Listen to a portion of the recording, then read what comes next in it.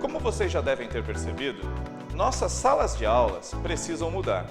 E nós, como orientadores, temos um papel importantíssimo nesse processo, como foi enfatizado pela Beth até agora. Na teoria, essa mudança é até bem simples. Cabe à instituição o apoio e o respaldo à mudança. E ao professor fazer aquilo que ele sabe de melhor. Mas engana-se aquele que pensa que essa habilidade esteja no ensinar. Na verdade, o que fazemos de melhor é aprender. Precisamos deixar de lado todos os anos que exercemos o protagonismo na sala de aula e permitir que o aluno exerça esse papel. Eu sei, você deve estar pensando agora, quem é esse aí querendo me dar conselhos? Bom, eu sou o professor Alessandro, muito prazer.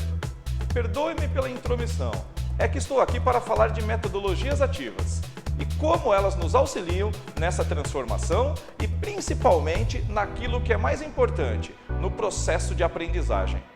Então, como fazer isso de uma hora para outra? Infelizmente, isso não será possível. Não conseguiremos fazer tão rápido assim. Mas como a Beth bem disse, já sabemos que os resultados alcançados por cursos que transformam os alunos em protagonistas são em muito superiores àquelas instituições que ainda apresentam em seu currículo cursos conduzidos de maneira tradicional.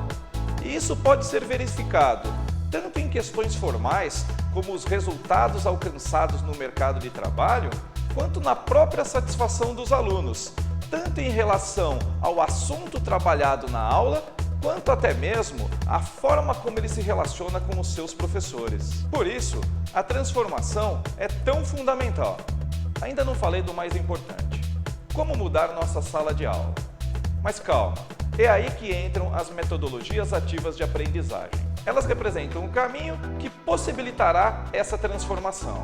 São elas que tirarão os alunos da tradicional passividade para a posição de protagonistas, de construtores do seu próprio conhecimento. Vamos falar rapidamente sobre algumas dessas metodologias para que tudo isso fique um pouco mais claro. O que eu vou falar agora pode parecer até um pouco óbvio, mas todas as metodologias, qualquer uma que você venha utilizar, tem como objetivo principal transformar o aluno, como falamos até agora, em protagonistas, naquele sujeito que é o responsável principal dentro do processo de aprendizagem. Então, cabe a nós, professores, ajudá-los a aprender a aprender. A primeira metodologia é aquela com a qual tenho mais trabalhado e, assim, conseguido os resultados mais expressivos, principalmente quando combinada com outras. Estou falando sobre o Flipped Classroom, ou aula invertida, ou ainda, como os portugueses adotam, e eu prefiro, o virar a sala. Essa metodologia busca o protagonismo, como o nome mesmo diz, através de uma dinâmica invertida, onde o aluno entra em contato com o conteúdo no momento anterior à sala de aula. Como assim? Tradicionalmente, ao preparar aulas, estamos respondendo nossas dúvidas em relação aos temas, relacionando situações, solucionando problemas e, enfim, entregando tudo mastigado para os nossos alunos. E o pior de tudo é que estamos impedindo que eles realizem os mesmos processos que utilizamos para aprender. Dúvidas até agora? Bom, essa é a melhor parte de fazer a filmagem, pois quem ficará responsável por saná-las será a Beth.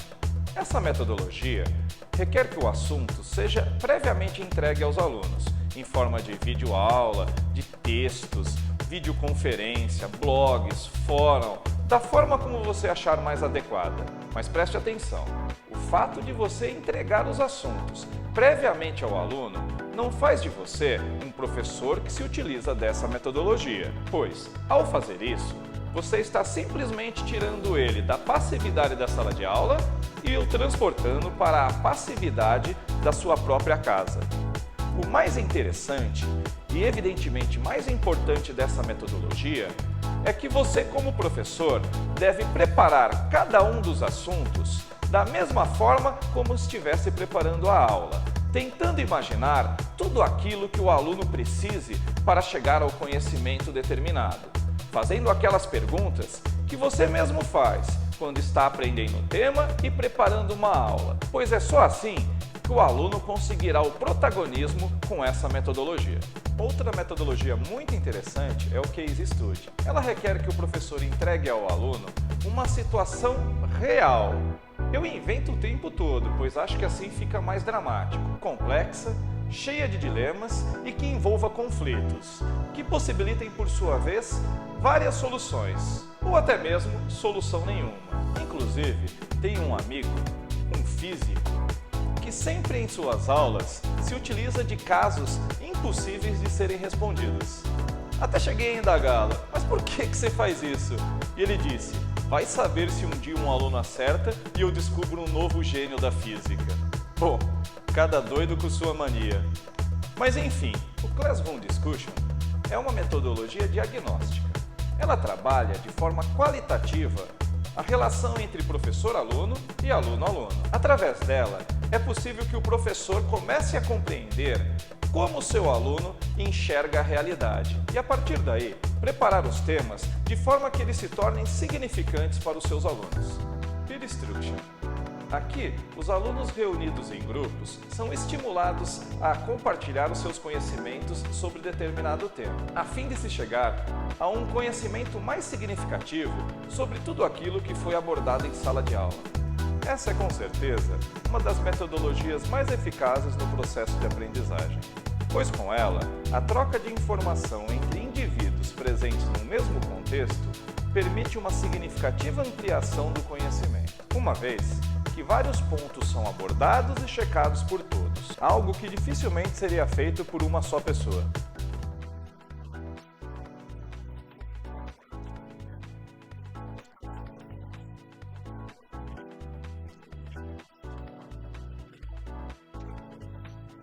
O PBL é uma metodologia que requer que um problema não estruturado seja entregue ao aluno como forma de desafio, antes mesmo dele ter iniciado a sua aprendizagem sobre as fórmulas adequadas para a solução do mesmo. Com essa metodologia, estamos trabalhando com a aprendizagem por descoberta, pois os alunos são direcionados a interagir com o conteúdo de forma amigável, uma vez que o problema torna-se seu aliado na resolução dessa tarefa. Se a aula invertida seria aquela metodologia para iniciar um trabalho, o TBL, por sua vez, é a metodologia de fechamento. É feita em equipe e possui uma postura cooperativa e colaborativa. Estimula capacidades relacionadas à resolução de questões, situações e problemas relevantes. E o que é o principal de tudo, a trabalhar em grupo.